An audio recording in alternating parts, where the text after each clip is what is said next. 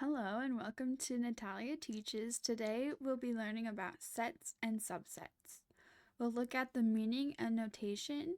We'll also look at special cases such as the empty and equal sets.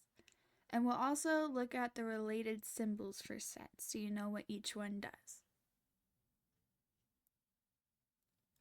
A set is essentially a group of elements that have something in common. They're usually named capital letters. So, for instance, let's name this set capital A. That is followed by an equal sign, and then all of the elements or things in the group are contained by these curly braces.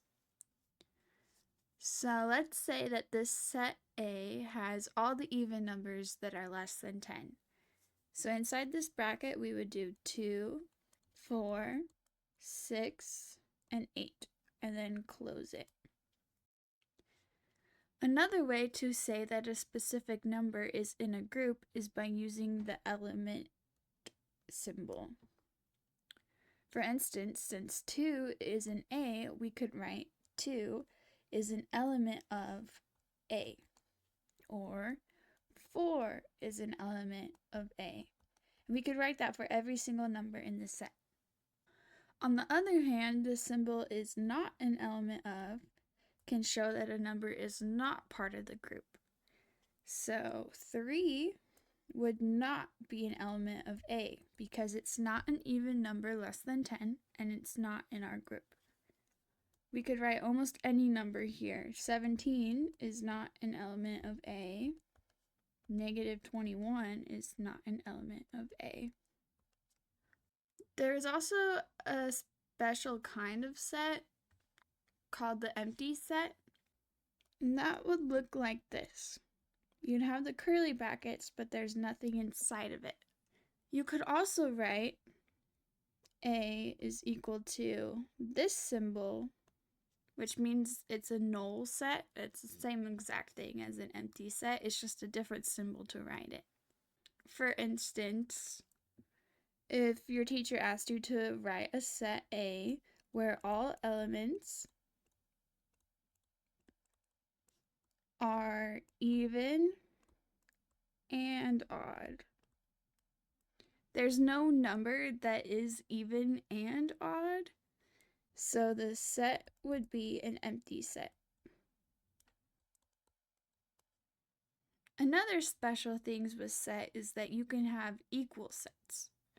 So if you have a set A that contains the elements 1, 2, and 3, and a set B that has different conditions but still ends up with 1, 2, and 3, you don't consider these two sets to be the same set, but instead they are just equal to each other.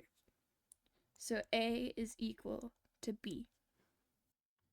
It's important to note with equal sets that they will always be the same size.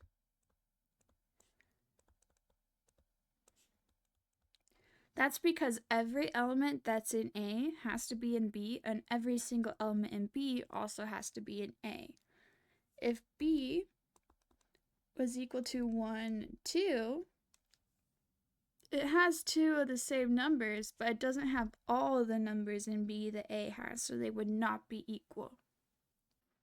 Now let's look at subsets. Given the set A, which is equal to all odd numbers, so 1, 3, 5, 7, to infinity, then if a set B was equal to 1, 3, and 5, this would be a subset of A. That is because every number that is in B is also in A. But they're not equal sets because A has numbers that aren't in B. We can also write this with a symbol. So B is a subset of A.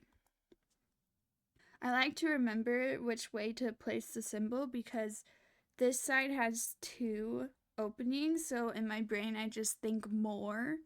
And since it's pointing to A would be the one that has more elements than B. So B is a small part of A, but it doesn't contain everything in A.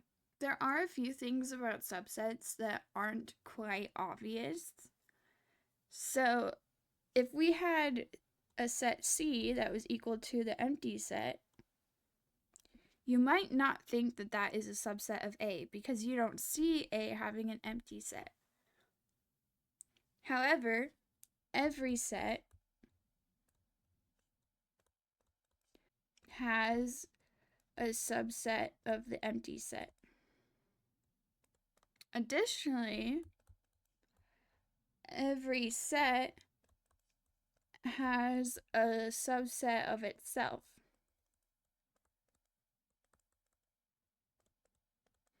So for A, a subset of A could be D equals all odd numbers. Let's look at an example. Let's say we have a set P and it's equal to 1, 2, and 3. If we want to list all the subsets of P, we would start the smallest so that we don't miss any. So the first subset would be the empty set. The next one would just be one number. So 1, 2, and 3. You could also have two numbers, so let's do 1, 2, and the one with the 3, and then one with the 2 and the 3. You might think that you need a set where the numbers are rearranged, so like 3, 2. But order doesn't matter in sets. As long as it's in the set, it counts. So you don't need that. So all that's left is the set itself. 1, 2, 3. It's just hardest to remember mostly the empty set and also the set itself. If you need some more practice, there will be a video at the end of this video that you can click on where I'll go through some real homework examples, and there will also be a link in the description below to that video.